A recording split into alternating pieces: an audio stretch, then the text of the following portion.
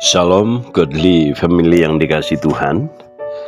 Mari kita meneduhkan hati dan menghadirkan semangat melalui firman Tuhan yang terambil dari Yakobus pasal yang pertama ayat 2-8. Saya akan membacakan ayat yang kedua. Demikian, saudara-saudaraku, anggaplah sebagai suatu kebahagiaan apabila kamu jatuh ke dalam berbagai-bagai pencobaan. Godly family yang dikasihi Tuhan,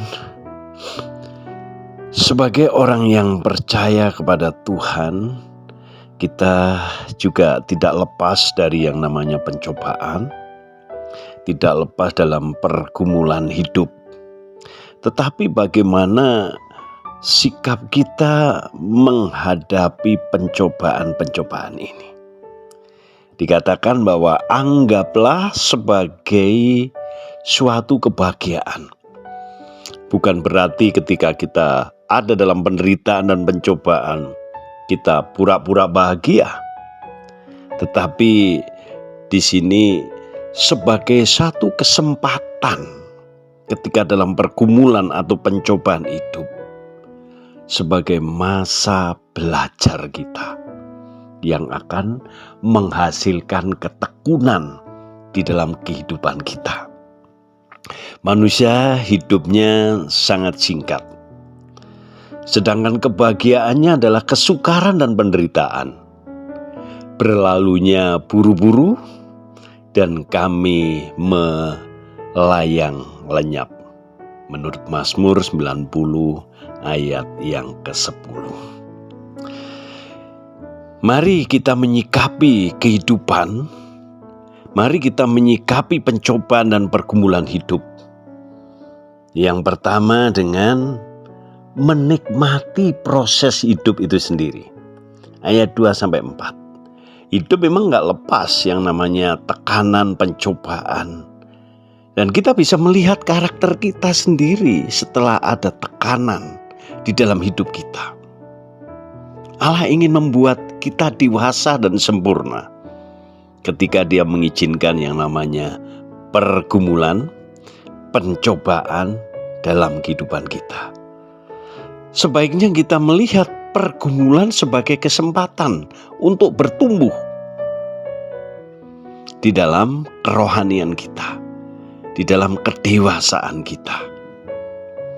Kita tahu dan kita ingat, Allah telah berjanji menyertai kita.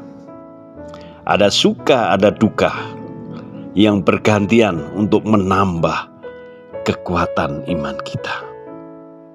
Hidup adalah proses untuk menjadi lebih baik. Yang kedua, sikap kita adalah meminta dengan iman.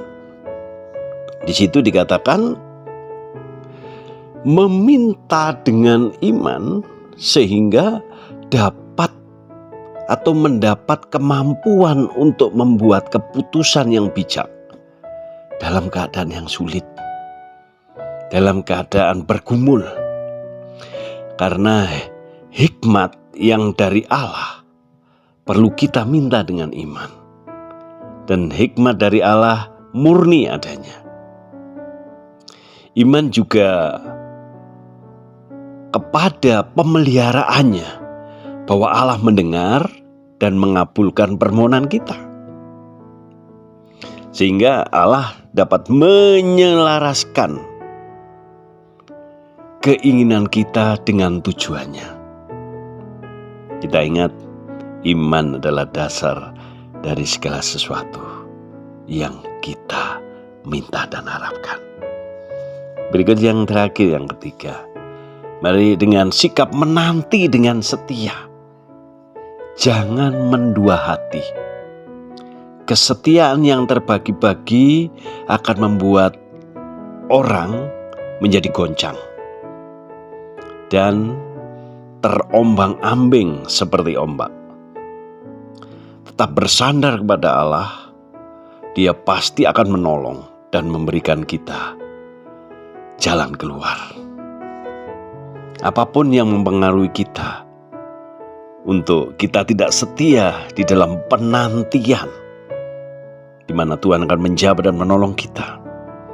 Ayo kita tetap perkuat iman kita, pertajam pengenalan kita akan Allah, bahwa Allah yang setia, Allah yang akan terus menggenapi janjinya di dalam kehidupan kita. Mari kita menghadapi pergumulan kita bersama dengan Tuhan, dan Tuhan pasti menolong kita. Amin. Mari kita berdoa. Terima kasih Tuhan untuk firman-Mu yang menguatkan kami, mengajar kami, menuntun kami, untuk kami menyikapi pergumulan hidup, kesulitan hidup dengan terus bersandar dan percaya pada Engkau. Di dalam nama Yesus kami berdoa. Amin.